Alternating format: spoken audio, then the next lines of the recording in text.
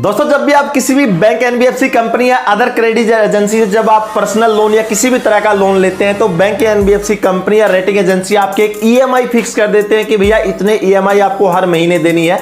जब भी आप बैंक या एनबीएफसी कंपनी का जो लोन अमाउंट है उसकी ईएमआई पेमेंट करते हैं, उस ईएमआई का कुछ परसेंटेज हिस्सा आपका जो प्रिंसिपल अमाउंट है उसको कम करता है और कुछ परसेंट हिस्सा जो आपका इंटरेस्ट लग रहा है उसमें जाता है। तो धीरे धीरे करके आपका जो लोन ईएमआई करते करते आपका जो पूरा लोन फिनिश हो जाता है। लेकिन इधर प्रॉब्लम जब आती है, अगर आपका लोन चल रहा है और अगर आप कभी भी या किसी महीने आपकी ईएमआई बाउंस हो जाती है तो उसके बाद आपके ऊपर बहुत सारे सरचार्जेज और पेनल्टी लगाए जाते हैं, जिससे आपके लोन का जो प्रिंसिपल अमाउंट है वो बहुत तेजी से बढ़ जाता है और आपका जो इंटरेस्ट है उसमें भी चेंज आ जाता है। तो इससे प्रॉब्लम से बचने के लिए दोस्तों बहुत सारे बैंक और एनबीएफसी कंपनी ने नई स्कीमें निकाली हैं कि भैया अब अगर आप लोन लेते हैं तो आपको लोन ईएमआई है वो पेमेंट नहीं करना है, वो आपके एडजस्टमेंट्स के हिसाब से आप कर सकते हैं। तो दोस्तों आज की इस वीडियो में पूरा जानेंगे कि ईएमआई फ्री लोन आप कैसे ले सकते हैं और इसके बेनिफिट्स क्या क्या होंगे। तो चलिए शुरू करते हैं।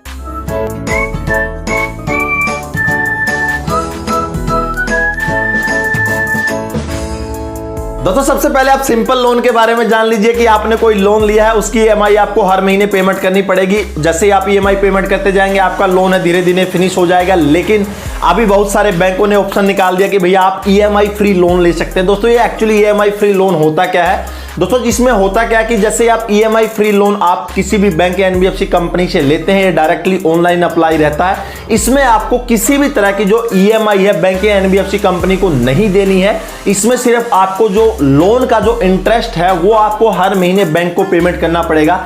अगर इधर मैं एक एग्जांपल की बात करूं, जैसे आपने 1 लाख रुपए का लोन लिया है, उसके ऊपर जो रेट ऑफ इंटरेस्ट है अगर 12% है यानी 12% है, तो अगर आप कैलकुलेट करेंगे तो उसके ऊपर आपका जो रेट ऑफ इंटरेस्ट है एक महीने का 1000 रुपए आप उसके ऊपर ब्याज बनता है। यानी बैंक को सिर्फ आपको उसका इंटरेस्ट पेमेंट है 1 लाख रुपए का 12% के हिसाब से 1000 रुपया ही बैंक को देना पड़ेगा। यानी इधर आपको रीपेमेंट है जो ईएमआई वो नहीं करनी पड़ेगी और उसी हिसाब से आप इसको कैरी फॉरवर्ड कर सकते हैं। दोस्तों यदि आप बैंक से ईएमआई फ्री लोन लेते हैं तो बैंक आपको 6 महीने का टाइम देता है इनिशियली में कि आपको पहले जो 6 महीने हैं इसके अंदर सिर्फ आपको ईएमआई के ऊपर है जो इंटरेस्ट है वो पेमेंट करना है। यानी अगर 1 लाख रुपए का एग्जांपल लेके मैं चलाऊं तो सिर्फ 1000 रुपए ही पेमेंट करनी है।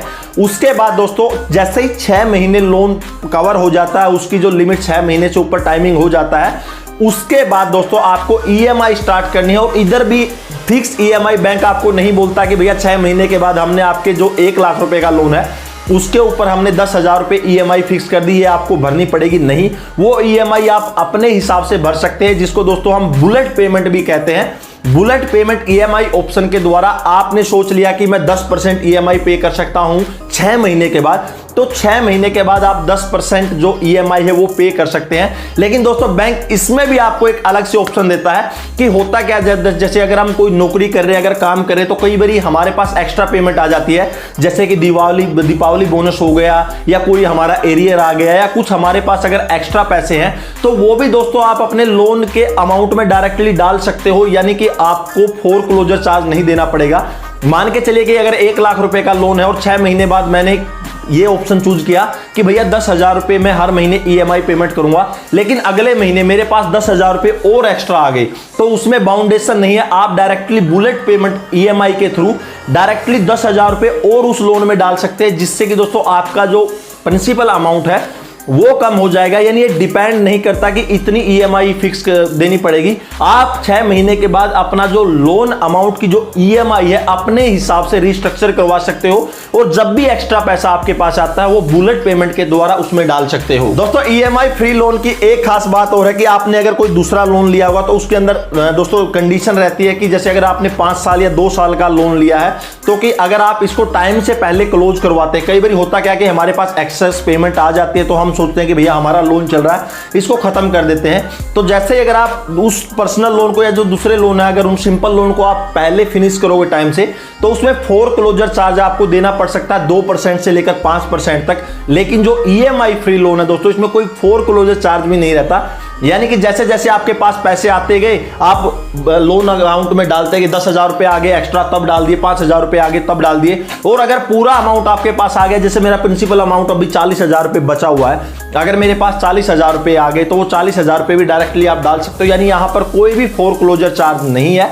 यानी इधर अगर आप ईएमआई फ्री लोन लेते तो इसके अंदर कोई लॉक इन पीरियड भी नहीं रहता कि इतने दिन आपको रखना जरूरी है, लेकिन जो फर्स्ट के 6 महीने हैं वो टाइम फ्रेम इसके लिए जरूरी है। उसी के बाद आप इसके जो नेक्स्ट बेनिफिट्स हैं वो उठा सकते हैं। दोस्तों नेक्स्ट बात आती है कि अगर आप दूसरे लोन लेते हैं तो उसके लिए टाइम भी ज्यादा चाहिए, उसके लिए बहुत सारे डॉक्यूमेंट भी चाहिए, लेकिन जो ईएमआई फ्री लोन है इसके अंदर बैंकों ने 24 आवर्स की लिमिट रखी है कि 24 घंटों के अंदर अगर आपके डॉक्यूमेंट्स सही हैं तो जो लोन है डायरेक्टली डिस्बर्स किया जाएगा आपके बैंक अकाउंट में।